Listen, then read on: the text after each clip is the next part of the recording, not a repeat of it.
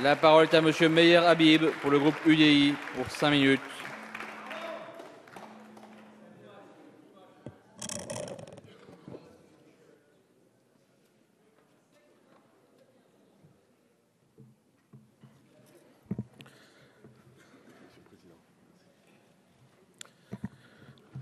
Monsieur le Président, Monsieur le Ministre, mes chers collègues, nous rêvons tous d'amour entre les peuples, d'une paix juste et durable au Proche-Orient, d'une entité palestinienne vivant côte à côte de l'État d'Israël.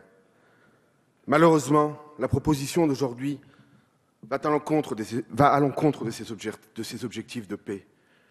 Elle est contre-productive et irresponsable. Tout le monde souhaite un État palestinien, là n'est pas le sujet. Pour la quasi-totalité d'entre nous, c'est une nécessité. Mais à la question, faut-il aujourd'hui, maintenant, de façon unilatérale, un État palestinien, alors qu'il serait dirigé par un gouvernement à moitié corrompu et à moitié djihadiste, la réponse est clairement non. Il faut un État démilitarisé, résultant de négociations pour délimiter les frontières, vivant en paix aux côtés d'Israël, dont il reconnaîtrait préalablement l'existence. À l'heure où Israël, seule minuscule démocratie portant nos valeurs au Moyen-Orient, connaît un attentat tous les 3 jours touchant ses civils, à l'heure où les tensions intercommunautaires chez nous, en France, demeurent fortes, où le djihadisme, cancer de notre temps,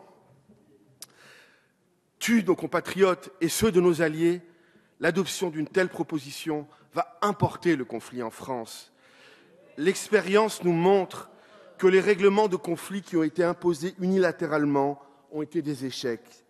Par exemple, le diktat issu du traité de Versailles a eu des conséquences catastrophiques pour la France et pour le monde.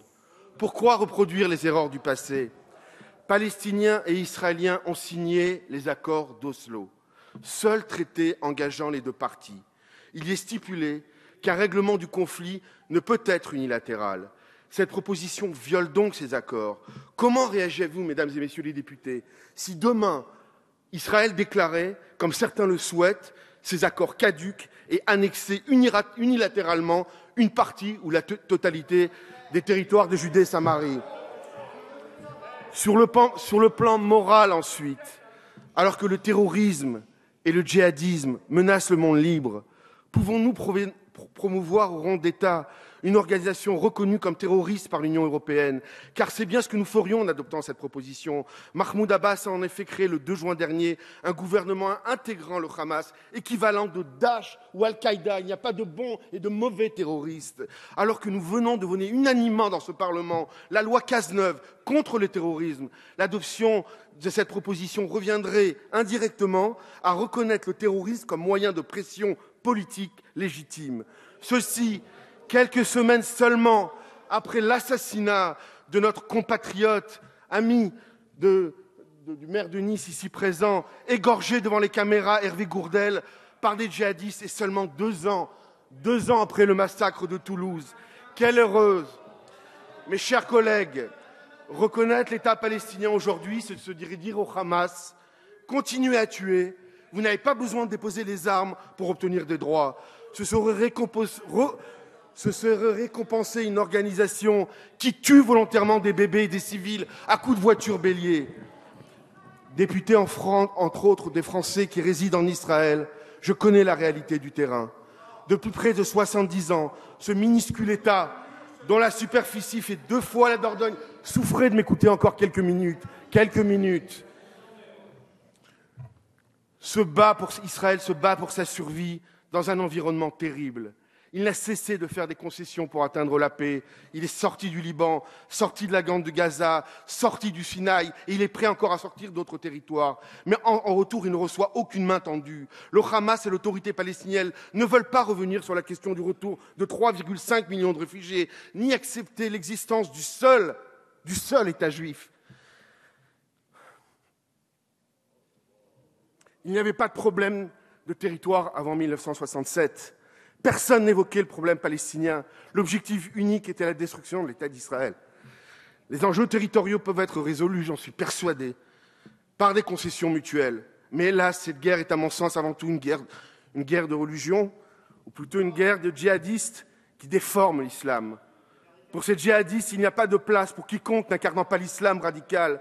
200 000 morts en Syrie, 40 000 morts en Irak, les chrétiens d'Orient qui disparaissent. Savez-vous que Bethléem, ville natale du Christ, la population était de 81% de chrétiens en 1993. Aujourd'hui, sous administration palestinienne, 20 ans après, ils ne sont plus que 19% vivant dans la peur. Dans un tel contexte, comment construire la paix? Certainement pas en légitimant un mouvement terroriste dont la charte appelle à détruire Israël. Je vous invite à la lire, je vous l'enverrai d'ailleurs. À ce jour, alors qu'Israël a 66 ans, seuls deux États du monde